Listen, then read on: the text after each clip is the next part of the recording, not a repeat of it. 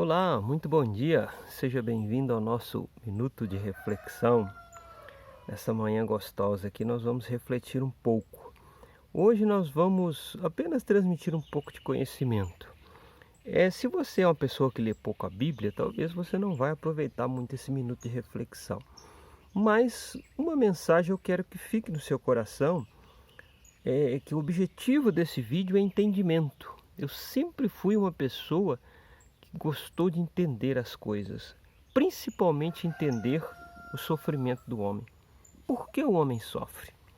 Por que as coisas, às vezes, a vida se torna um mar de infelicidade? Será que Deus é um Deus cruel? Um Deus que castiga? É isso que a gente aprendeu, né? Que Deus castiga. E não é bem assim, meu querido, não é bem assim. É que a vida do homem, ela é um mar de desobediência. Ela é um mar de desobediência. E essa desobediência, ela traz consigo as suas devidas consequências. Então, às vezes nós sofremos e atribuímos a culpa a Deus, ou a falta de bondade de Deus, ou da providência dele, mas nós não conseguimos enxergar o contexto em que nós estamos inseridos. Então eu quero dar aqui um estudo para você você perceber o nível de pecado do homem. Você entender o nível de desobediência que o homem vive.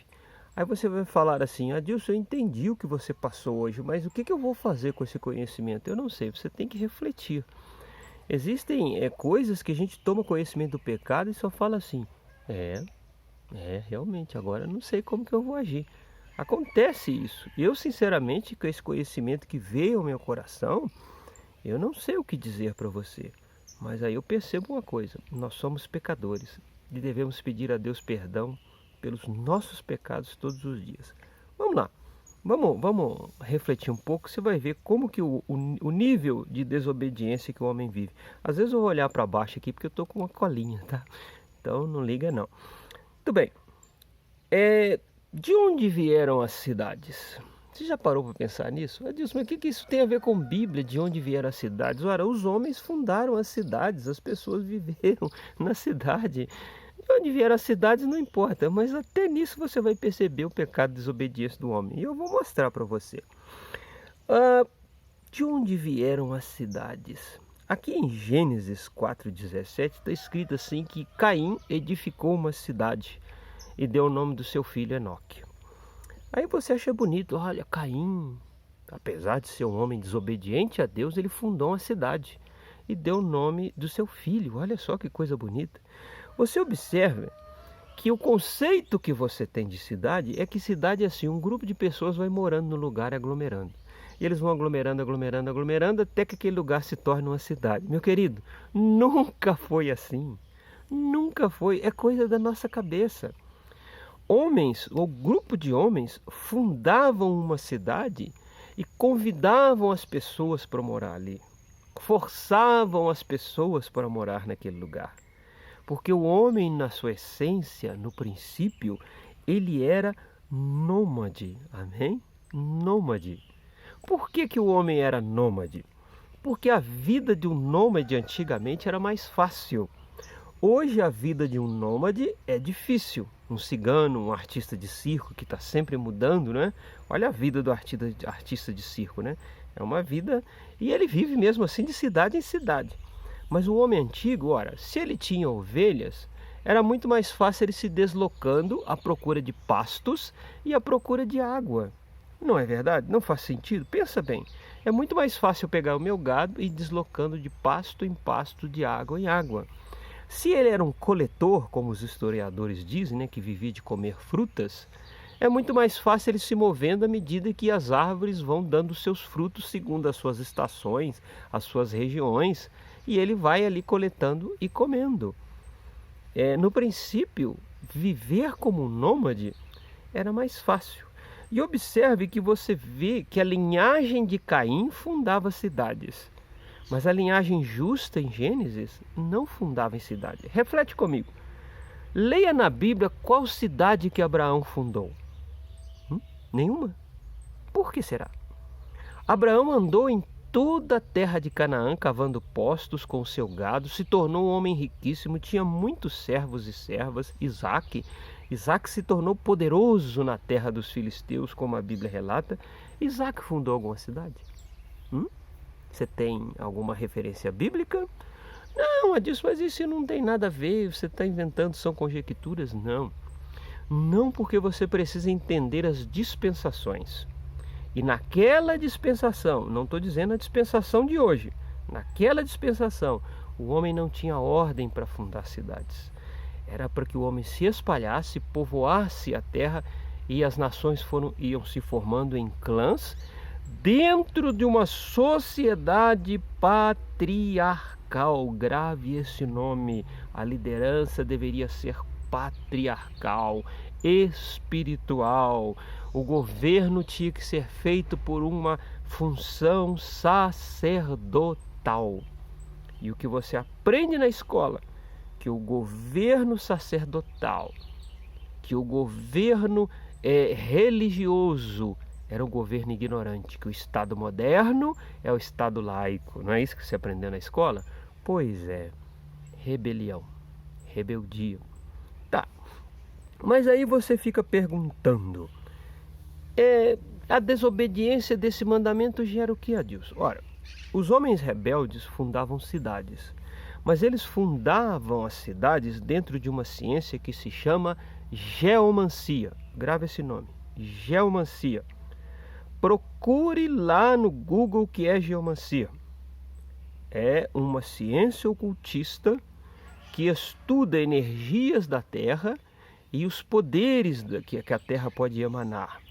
A geomancia abre portais, a geomancia consagra cidades, a geomancia estuda as linhas de energias telúricas da Terra para fundar cidade. Quer um exemplo de uma cidade que foi fundada pela geomancia? Quer? Eu vou te dar agora. Brasília. Não, Brasília foi fundada porque queriam retirar a capital do litoral, que era um risco estratégico. Não, meu querido, não. Estuda a fundação de Brasília. Na época da proclamação da República já havia o projeto de se colocar Brasília onde ela está. Que é outra cidade que foi fundada segundo a geomancia? São Paulo. Foi fundada 2 vezes, uma vez pelos índios, né? Tibiriçá, pai da Bartíria, né? João Ramalho se ajuntou ali com os jesuítas e através da geomancia refundou São Paulo dentro de uma data e na região onde havia o Feng Shui, a confluência de energias para que São Paulo se tornasse a capital financeira do Brasil. E se tornou. Aí você diz assim, tá bom, mas nem toda cidade foi fundada pela geomancia e pela feitiçaria. Não foi não. Observe quantos obeliscos existem nas cidades e quantos pontos de confluência energética existem. Por exemplo, a cidade de Caçapava possui um obelisco em frente à Igreja da Matriz. Você nunca viu um obelisco lá, né? Passa lá e dá uma olhadinha. Em frente à Igreja de São João Batista existe um obelisco. É o centro de energia telúrica da cidade. A fundação da cidade foi feita pela geomancia. Você que é de Belo Horizonte, aonde está o obelisco de Belo Horizonte? Praça 7, meu querido. Vai lá ver, no centro, no coração de Belo Horizonte, existe um obelisco, um monumento a Baal. Eu não sabia? Não sabia que o obelisco é um monumento a Baal? Ah, que pena, né? Mas o diabo sabe, né?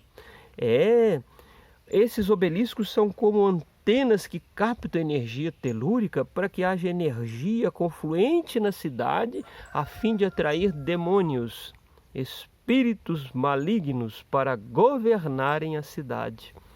E isso tudo foi fundado desde o princípio pela linhagem de Caim, a fim de consagrar aquelas cidades a demônios e atrair as pessoas para a cidade com facilidades. Vem aqui tem água, tem comércio, tem facilidade, tirando o homem da situação de nômade, da situação patriarcal.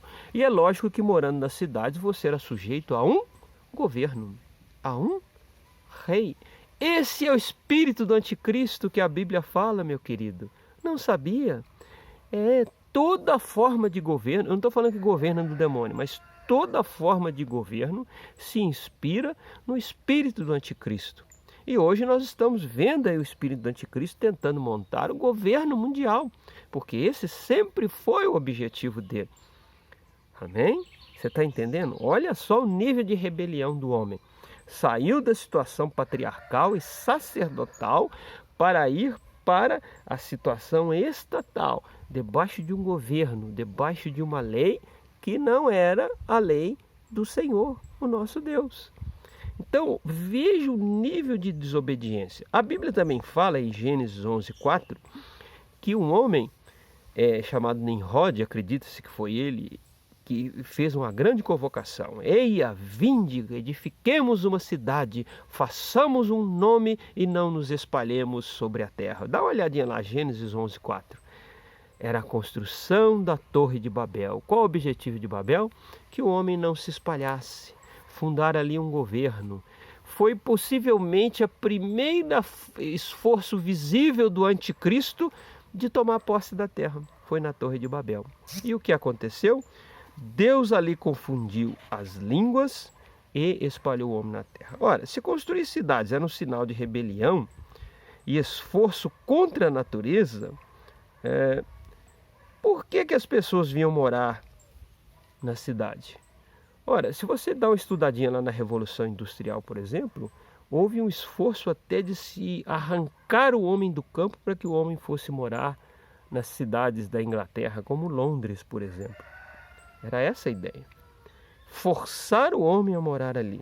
Colocar o homem diante da lei, de um governo humano, de um governo que não estava dentro das ordens de Deus, para que fosse preparado a vinda do anticristo.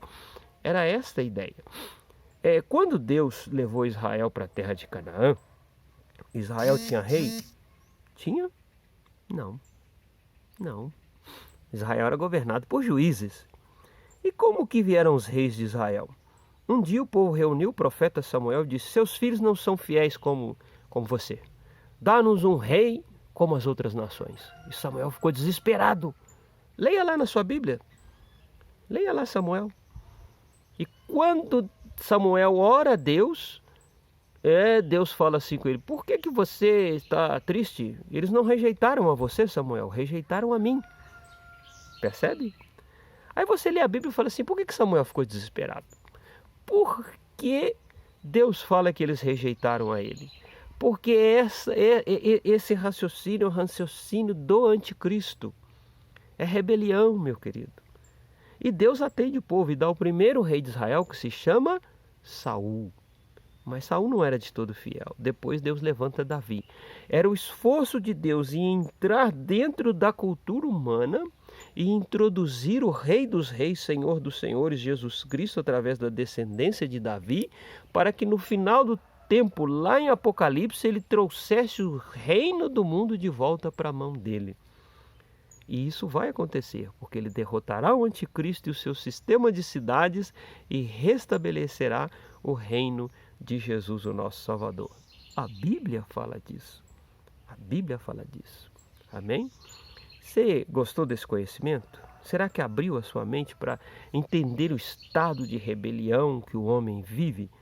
É claro que toda essa rebelião, que todo esse estado de desobediência traz consequência. E por isso nós sofremos. Por isso nós devemos pedir perdão a Deus todos os dias, refletir, tentar se tornar uma pessoa maior, pelo menos ser um homem justo numa geração adúltera e pecadora. É essa a ideia. É essa a ideia. Por isso que nós precisamos do sangue de Jesus que nos purifica de todo o pecado. Porque olha, nós somos rebeldes contra Deus, viu? Como nós somos rebeldes contra Deus. Pense nisso. Fique bem e fique com Deus.